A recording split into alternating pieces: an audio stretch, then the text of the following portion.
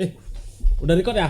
Guys, ini gua nggak mau pakai intro, ini langsung aja. Karena emang kasus kali itu kayak langsung secepat itu nih. Dan video ini khusus banget buat kalian-kalian yang main sosial media, apalagi kalian yang mau menjadi content creator. Ini pelajaran penting. Ini biar nggak salah paham nih, gue cerita dari awal aja nih. Siang kemarin nih, hari Rabu siang-siang, gue lagi ngedit bareng editor gue. Gue scroll ya kan, gue ngecek ada salah satu video yang lagi viral. Ada seorang pemuda lagi live ngata-ngatain penontonnya dan bawa-bawa suku. Nah, poinnya di situ nih. Penonton live dia sih cuma 6 orang, tapi dia nggak sadar pada saat itu. Itulah berharganya penonton walaupun 6 orang. Di-record lah pas dia live. Isi videonya nih, kita dengar bareng-bareng nih. Bahasa Aceh kau bilang alay. Memang alay bodoh Aceh tuh. Aku bukan orang Aceh karena alay. Aceh tuh hama, kayak kau hama ya tuh. Semua Aceh tuh hama, jing. Allah kali. Kampus dia nah. Kayak dia lah nih, Aceh hama. Allah kali. Oke, udah kau rekam anjing, kau rekam kau viralin tolong anjing.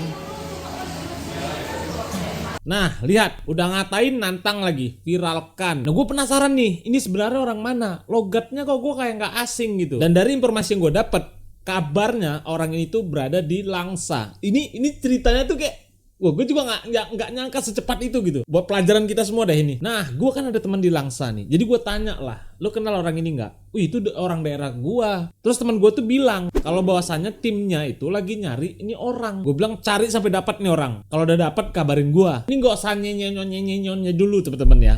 Maksud gua teman-teman, gua nih orang Jawa yang tinggal di Aceh. Bini gua tuh orang Aceh. Terlepas dari Aceh, Jawa, apapun sukunya, gua paling gak suka ada orang ngata-ngatain suku. Apapun sukunya, semua suku yang ada di Indonesia, kalau ada yang ngatain salah satu suku itu, mau Jawa kayak Gayo, kayak Bugis, kayak Betawi, kayak Makassar, kayak Padang, kayak Batak, suku apapun. Nah, gua stitch lah video nih orang di Instagram gua. Viral. Gua bilang lo tunggu aja ntar ya. Setelah gua upload video gua ke Instagram, beberapa jam kemudian gua langsung mencari informasi kembali. Setelah gua ulik-ulik informasinya, ternyata nih orang masih pelajar. Ya masih anak-anak lah kita bilang. Tenang, nih gua nggak benci sama pribadinya ya, gue nggak personal orangnya. Gue benci dengan yang dia katain doang. Banyak penonton gue juga yang daerah Langsa itu ngasih kabar ke gue, bang, kami udah ke rumahnya bang, tapi di rumahnya nggak ada orang, udah sepi, orangnya entah kemana pergi. Bahkan gue dikirimin video, ada yang datang ke rumahnya langsung tuh video depan rumah, emang rumahnya sepi. Kedua, geko kah? Gak lama dari situ, temen gue ngabarin gue bahwasannya nih orang udah kena. Dia ngirimin fotonya, videonya kan. Gila nih cepet banget ya. Karena emang itu isu tuh sensitif banget guys. Kalau ada penghinaan suku, ras, agama itu emang lo nggak pakai laporan, itu langsung bisa ditindak langsung ya. Assalamualaikum warahmatullahi wabarakatuh. Nah, dia langsung klarifikasi. Sehubungan dengan video viral saya tersebut, dalam hal ini saya ingin minta maaf kepada masyarakat Indonesia, khususnya warga Aceh. Saya tidak ada maksud untuk menghina suku yang ada di Indonesia, khususnya suku Aceh. Dan saya ingin meminta maaf sebesar-besarnya kepada tokoh-tokoh adat ulama yang ada di Aceh. Dan saya berjanji saya tidak akan mengulangi lagi. Assalamualaikum warahmatullahi wabarakatuh. Tuh, you see that bro? Orang tuh emang kayak gitu kalau ada hilaf. Tidak seperti di awal dia live yang membara seperti kata-kata dia itu tidak akan ada counternya kembali. Tapi stop untuk normalisasikan, gue bukan mengasih panggung dengan orang-orang seperti ini. Ya oke lah, kita maafkan dia. Juga masih anak-anak toh, masih labil gitu kan. Semoga ini jadi pelajaran untuk kita semuanya teman-teman, untuk ke depan itu. Tolong, ke depan ini kita nggak bisa normalisasi kayak ngata-ngatain setelah itu kena klarifikasi. Ngata-ngatain kena klarifikasi. Ini masih pelajar nih, kalau nggak nih kena sanksi jadi. Mungkin udah efek jerahnya tuh lebih dari sini gitu. Contoh lo masih ingat ada kasus pada saat bencana Aceh. Ini kita lagi ngulik-ngulik aja gitu. Biar sekalian gue kasih tahu semuanya ke kalian yang gue di lapangan gitu guys. Apakah lo masih ingat dengan ibu-ibu ini? Gue nggak tahu, mungkin beliau hilap ya, tapi coba gue kasih tahu lo apa sebenarnya yang dia bilang. Menghantam sapu habis sama orang-orangnya.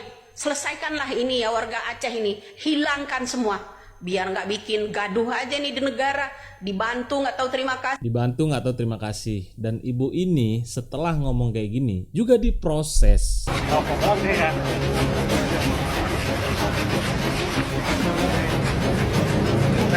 Ini bukan tentang kebebasan berpendapat ya teman-teman. Itu bukan berpendapat, itu namanya udah ngata-ngatain. Terlepas dari ibu itu diproses apa segala macam, kita juga itu bukan kapasitas dari kita untuk ngurusin itu. Udah ada pihak yang berkepentingan untuk ngurus itu. Yang pengen gue bahas adalah gue upload tentang bagi-bagi donasi di TikTok dan Instagram itu value yang gue dapat tuh beda gitu. Komentar-komentar yang gue dapat tuh beda gitu. Kalau di IG gue masih dingin, di YouTube lebih dingin lagi komentar yang gue dapat.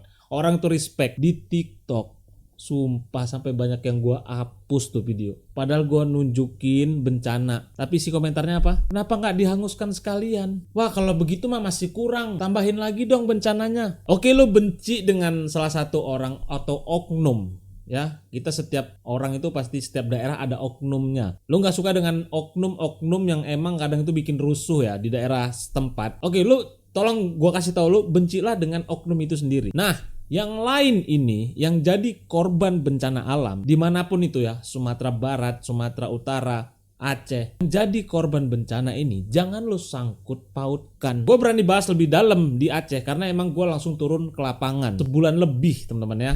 Kegiatan gue terus menerus untuk masuk ke setiap pelosok-pelosok. Dan lo tahu setiap pelosok-pelosok itu di situ isinya ada yang suku Jawa, ada yang suku Aceh, ada yang suku Gayo. Bahkan juga ada orang-orang yang berasal dari luar Aceh juga. Lo mikir nggak pada saat ngatain orang-orang ini ya guys ya, orang-orang yang ngatain hancurkan aja sekalian, bumi ratakan, bumi hanguskan saja, nggak tahu diri segala macem, dibantu nggak tahu diuntung. Siapa yang udah dibantu nggak tahu diuntung? Apakah semua masyarakatnya? Siapa yang lo lihat kirimin ke gua? Siapa dia? Lo lihat backgroundnya? Dia siapa? Gua yang lihat langsung teman-teman. Mereka tuh sampai bilang, kalian datang tangan kosong pun senengnya alhamdulillah. Kami cuma pengen dilihat. Karena yang datang pasti membawa aura kebahagiaan. Karena mereka di sana udah stres di pelosok dengan kondisi yang rumah hancur, berantakan, gak bisa ditempatin. Datang tangan kosong aja mereka alhamdulillah. Apalagi lo kasih sebotol air pada saat itu. Jadi gue gak habis pikir dengan adanya orang ngomong udah dibantu gak tahu diri. Itu siapa? Itu yang ngomong oknum. Dan jangan lo pukul rata. Yang lo lihat di internet itu hanya segelintir orang. Nah sedangkan yang terdampak itu luas. Dan mereka bahkan gak tahu apa-apa tentang yang viral itu. Gua kasih contoh singkat. Benar dan tepat sekali Bu Widya bicara. Tunggu ada lagi yang lebih dahsyat yang mampir lagi di negara Aceh. Ih, kurang ajar kali nih orang Bang Uya. Nanti kalau misalnya suatu saat Lihat. Tuhan dengar doamu ini terus kamu yang dikenain musibah, kotamu yang dikenain musibah, kamu nggak merasa sedih gara-gara mulutmu orang lain jadi keikut kena gitu. Jangan nyumpahin, jangan ngutuk ya, enggak, perkataan itu adalah doa ya. Minimal lu tuh jadi orang, kalau nggak bisa jadi orang baik jangan jadi orang jahat, dajal. Komentar ini kalau lu cari di TikTok itu banyak banget guys. Gua nggak karena ini di Aceh ya. Kalau misalkan kan ada beberapa provinsi kemarin ya, Sumatera Barat, Sumatera Utara. Yang di provinsi lain pun gua baca-baca model kayak gue benci banget serius. Kenapa di zaman sekarang itu ada orang yang emang hatinya buta dan terlalu tidak objektif gitu dalam berkomentar gitu. Semoga doanya Widya dikabulkan oleh Allah. Lo mungkin mengatakan ini buzzer. Setelah gue cek ibu ini, beneran akun ibu-ibu anjing. Real ibu-ibu yang dengan kehidupan sehari-harinya. Emang ini akunnya gitu. Bersosial media lah yang bijak. Gak melulu lo harus serius juga di sosial media. Bercanda waktunya bercanda ya bercanda. Kalau mau serius jangan nanggung. Riset dulu. Oh dengar kabar. Lo cari dulu. Jangan telan mentah-mentah dari satu video. AI juga lo bilang asli. Cuman di YouTube gue ngerasa gue kayak ngupload video terus berinteraksi dari komentar dengan manusia. Sisanya yang lain, aduh kacau sih, gue nggak ngerti ya. Di sebelah itu mungkin entah banyak yang SDM rendah atau banyak bocil-bocil, gue nggak ngerti gitu guys. Ini contoh lagi nih, cara Widya bicara emang menyakitkan, tapi dipikir-pikir banyak benernya. Allah Subhanahu Wa Taala menghantam sapu habis sama orang-orangnya. Selesaikanlah ini ya warga Aceh ini. Di mana benernya gue? Astagfirullahaladzim. Oke, lo mungkin bakal ngaitkan ini kan soal minta merdeka bang apa segala macem. Berapa orang anjing? Kumpulin bangsat. Ada berapa orang anjing pada saat lo lihat video itu? Kumpulin. Lo bisa pastikan nggak? Cari aja satu kampung di sini yang memang bener-bener orang yang kena musibah ngurusin soal bendera, ngurusin. Aku gak butuh dibantu. Cari kalau ada. Jangankan mikirin urusan nyalahin pemerintah kek, urusin sosial media kek, urusin baju di badan mereka udah gak sanggup bro. Lo sih kelihat yang viral-viral itu laki pakai baju daster itu mah oke untuk konten. Lo gak ngelihat yang laki terpaksa dengan harus memakai baju daster karena emang gak ada baju lain. Netes air mata lo. Sebenarnya gue bikin konten gini kayak gue dari dulu mikir-mikir gue bahas ini gak ya, tapi lawan gue kebanyakan ibu-ibu Facebook, bapak-bapak Facebook, bocil-bocil TikTok, orang lagi musibah gitu. Gue sampai kayak dalam hati gue, ya Allah, kalaupun yang musibah, kalaupun ya seminsal, walaupun ini nggak mungkin, seminsal yang lagi kena musibah bertingkah, ya ini nggak normal sih sebenarnya, tapi seminsal yang kena musibah itu, dengerin kata-kata gue, seminsal yang kena musibah bertingkah, gue akan tetap mampus berusaha untuk bantu dia. Gue nggak peduli. Justru kita yang menyadarkan ini, kalaupun teman-teman ya, di kesempatan lo dikasih kesempatan untuk bantu orang dan ada orang lain yang dikasih kesempatan untuk merasakan menjadi korban, lo milih mana? Lo akan milih yang menjadi korban kah? Atau lo akan memilih dan berharap lo menjadi orang yang dikasih kesempatan untuk bantu? Itu artinya keadaan lo lebih bagus dari orang yang menjadi korban. Toh bukan begitu? Cok, dibalik, coba kadang-kadang itu kita sesimpel itulah. Ada orang musibah, coba tes dibalik posisi lo jadi dia jadi lo. Terus lo malah mampus-mampusin, malah doa-doain, sedangkan lo orang yang emang dikasih Allah kondisi lebih baik dari mereka yang menjadi korban. Makanan lo di rumah lengkap, uang lo ada, HP lo bagus, jaringan lo ada, pulsa lo ada, koneksi lo ada. Lo pakai untuk ngerekam ngata-ngatain orang yang menjadi musibah. Anjir, pusing gua sumpah cuy. Tapi enggak, ini gue yakin gue berani ngomong di YouTube begini karena emang penonton di YouTube itu beda gitu. Kita udah dewasa. Ya teman-teman ya, intinya pesan gue nih, ya berhati-hatilah bersosial media teman-teman ya. Bercanda boleh, suku, ras, agama jangan lu jadikan objek.